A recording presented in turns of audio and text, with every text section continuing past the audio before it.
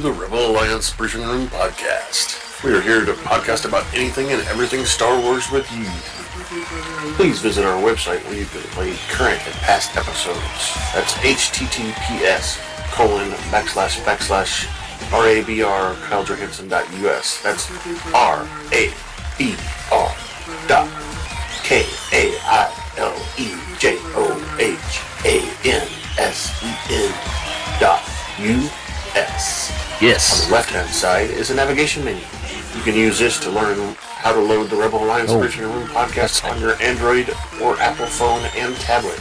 And we have direct links to our podcast on Apple and Google Podcasts. Please participate by connecting to our social media, answering questions of the week, or submitting feedback directly from the site. Again, all of these are available at the Rebel Alliance Briefing Room website at RABR.KyleJohansson.us. And now, it's time to talk Star Wars. I am Kyle John Johansson, and this is Andrew Scott Sutton. Say hello. Hello. It's me. No, Andrew. I'm going through these real quick. Hopefully, Rick and Andrew can join us real soon. As I've mentioned previously, the Ahsoka show is supposed to be coming out August 23rd, and hopefully by then we'll all be back together, or at least part of us will be back together for the podcast. But today, that's right, today we're reviewing Star Wars Visions Volume 1, Episode 3. That's right. Episode 3, it's called The Twins. What could that be about? Sorry, all the rattling. Sorry. There we go. Get rid of that. Okay. So we're going to talk about the episode in detail, and then we're going to beg you for feedback. So, are you prepared? If you are prepared, you won't need this spoiler alert. Spoiler alert. Danger. You are about to be spoiled. That's right. So what that means is, if you have not watched Episode 3, Visions Volume 1, please do so now and come right back to us and continue listening. So again, these on Visions Volume 1, most of these are Japanese names in the cast and the directors and such. And please pay attention to some of the names because they might be very familiar. But that being said, I'm going to butcher these as much as I can because I'm not very good at pronouncing names. So we're going straight through. Director Hiroyuki Imaishi, writer Hiromi Wakabayashi, and music was scored by Michiru Oshima. All right, so our cast is Karre, who was played by Neil Patrick Harris. And, I'm old enough to know that he played Doogie Howser. AM is played by Alison Brie. R Duo is played by himself. B2ON is played by Jonathan Lipow. The T-Imperial crew, all of them played by Jonathan Lipow. And T-Stormtroopers played by Marc Thompson. And I'm guessing that the T in front means that they're something different than our regular Imperial crew and Stormtroopers. So today we're going to go to Pelly's. Are you planning your next trip to Tatooine? Well, come on down to Pelly's Mod and Repair Shop, where our droids will spruce up your wagon. We'll service just about anything from Starfighter Corellian Y1300 freighter to a Vespa hovering scooter. If we don't have the part, we can get it. If you qualify for our special program, we'll provide you with any part our Jawas can get. Well, that's right. Come on down to Pelly's Mod and Repair Shop, where we can store fuel and upgrade your vessel. We're located at Tatooine's Mos Eisley Spaceport, Hangar 35. Yeah, 35, which is right across from Aaron's. Interesting enough. All right, so this is Visions Volume 1, Episode 3, called The Twins. This episode, like all the Visions Volume 1 episodes, aired on September 22nd, 2021. The running time of this episode is 16 minutes and 50 seconds, and the Star Wars time is 35 after the Battle of Yavin, which coincidentally is our Mandalorian timeline. That's when the Mandalorian stuff happens. Around then, some of it happens before, blah, blah, blah, whatever. So what that means is it's time to grab your favorite beverage and pull up a chair to join us on the Rebel Alliance briefing round. And this episode opens with a Gemini-class Star Destroyer traveling through space. A black armored figure walks down the corridor and enters the hallway full of T-Stormtroopers standing at attention. The black armored figure is accompanied by a small rectangular droid with wheels. He exits the hallway through the gate and walks along a long bridge that leads to a large power generator holding a kyber crystal. Oh, fancy. The protocol droid B20N informs Master AM that they are completing the final adjustments to the Gemini-class Star Destroyer. B20N says they are ready to deploy, and he is waiting his command. AM is relieved at the moment has finally arrived. The droid says that ever since she and her brother Kira were delivered into their care, he has watched them grow and finally are relieved to be able to see her complete her mission. B20 Ion remarks that this has been quite a journey. AM disagrees, telling B20 Ion that the journey has only begun. With this new power, AM vows that she and her brother will bring order to the galaxy, something nobody else has been able to complete. She says that their mission as twins, created through the power of the dark side of the Force, there is a flashback of embryos, and the two are grown in a laboratory by the dark side alkalites. So they were test tube babies, manipulated by the Force. Okay. B20ON informs AM that the Central Command is reporting that the final adjustments to the hypercannon have been completed and that the weapon will soon be operational. AM asks if the weapon's firepower will be at full strength, and the droid replies that it is charging now in the power generator. He explains that the high purity energy must be extracted from the power source in the central core. He adds that this is the same power transferred into the dark armor that the twins wear. Once the refined dark energy is unleashed through the ship's hypercannon, it will be capable of destroying any planet or star system. Wow. So, Death Star tech. Okay. B20N expresses concern about possible effects of prototype armor on her and Carrie's physical bodies. AM is unconcerned, saying that she has been prepared to sacrifice everything for the dark side since she was born. That's right. B20N says that he will be their humble servant forever until the day his functions cease. AM says that she will hold him to that and turns her attention to launching a surprise attack on the New Republic. She orders the hypercannon to be fired, which B20ON relays.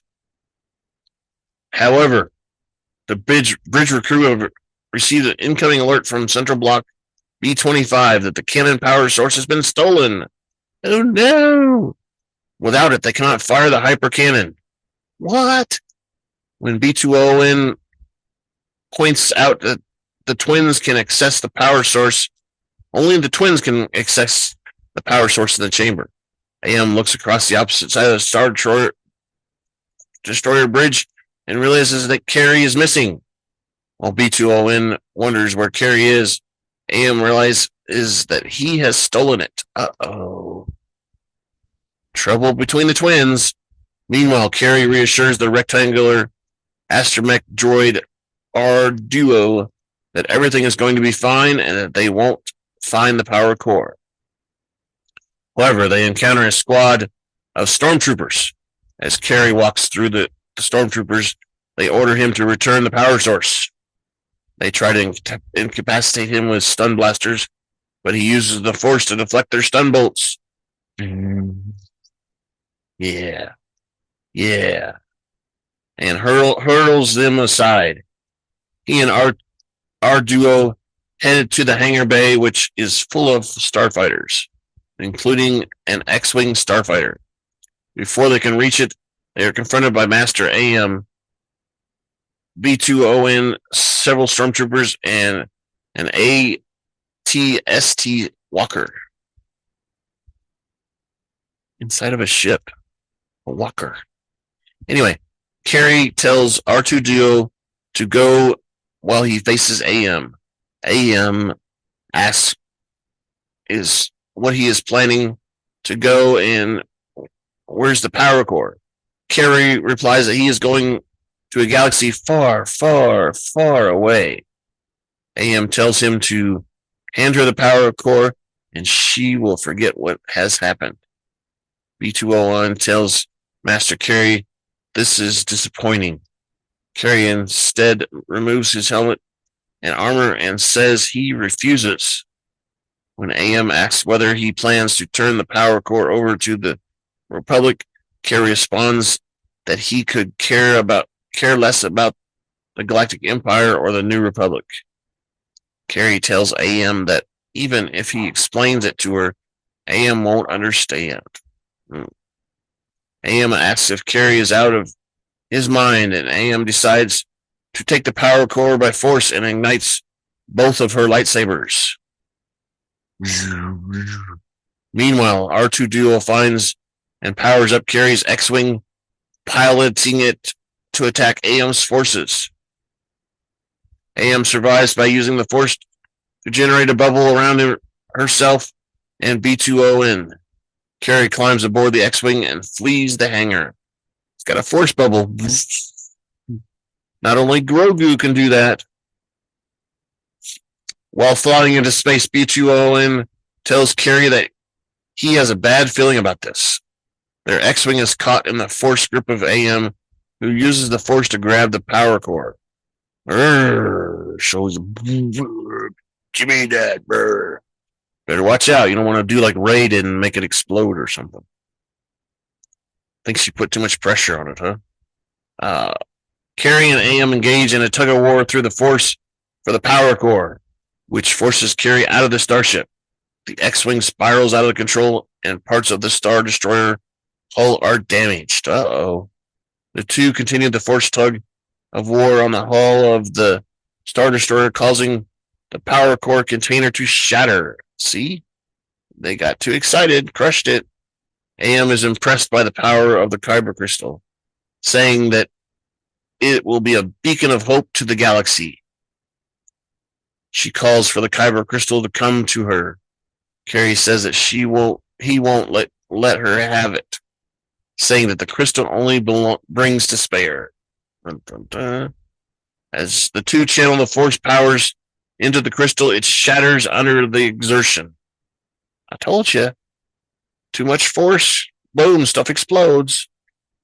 AM is overwhelmed by the shockwave, which sweeps off her helmet. Karre tells his sister that it was through the force that he was able to foresee her future. AM doesn't believe Karre, asking why only he can see it. Karre says that he doesn't have the answer, but warns that if she uses the power of the Kyber crystals, she will die. AM does believe Karre's explanation that he stole it to save her. Karre says that it is the truth. Even if he told her about it, she would have never listened to him. He tells AM that he is willing to let her die despite her stubbornness. AM laughs and says she does not fear death. She reminds Karre that they are twins born from the dark side, and that they were made to bring order to and power that transcends death itself. She believes that they were predestined to be born for that purpose. Karre tries to reason with his sister, warning her that power inside the kyber crystal will destroy her. AM refuses to listen and vows to make death yield to her through the power of the dark side. Wonder if these are clones that were, being produced at some point in time. They're trying to do force clone stuff. So maybe this is one that they succeeded in. Wonder who. Was it Moff Gideon that succeeded first, or was it, the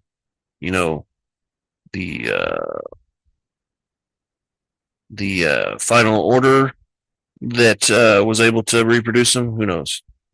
We'll see. AM places a shard of the kyber crystal in her armor's power source, re-infusing her armor with the dark side power. These power up 6 lightsabers, which transform into whips. AM uses her armor to hurl beams of the dark side energy at Karre, prompting him to hide behind a turbo laser emplacement. Karre arms her lightsabers with shards from the kyber crystal. The beams of kyber energy from AM's armor wraps themselves around Karre's lightsaber, which he disperses. Karre leaps down on AM, and the two engage in a lightsaber duel. AM fights back with her blades, taunting him that he can't save her if he is not able to save himself.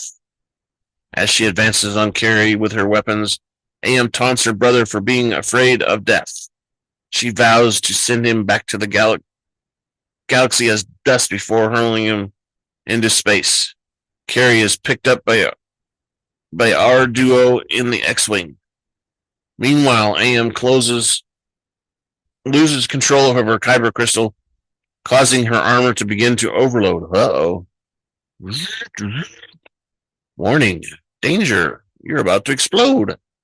Karre resolves to save his sister from death and wonders what he should do. At our duo's suggestion, he decides to use the X-Wing propulsion system and his lightsaber to slice through one of the Star Destroyers. As he approaches AM, his enraged sister accuses him of undermining their mission. No, not the Star Destroyer. Karre replies that it isn't true and urges her no to live for someone else. He tells her that as long as she is alive, she is free to choose her own destiny. At Karre's command, R2-D2 activates the hyperdrive, causing Karre's lightsabers to slice through AM's armor and one of the destroyers. As Karre and R2-D2 flee through hyperspace, AM is picked up by B2ON amidst the debris of the wrecked Star Destroyers. Later, Karre and R2-D2 crash on the desert planet of Tatooine.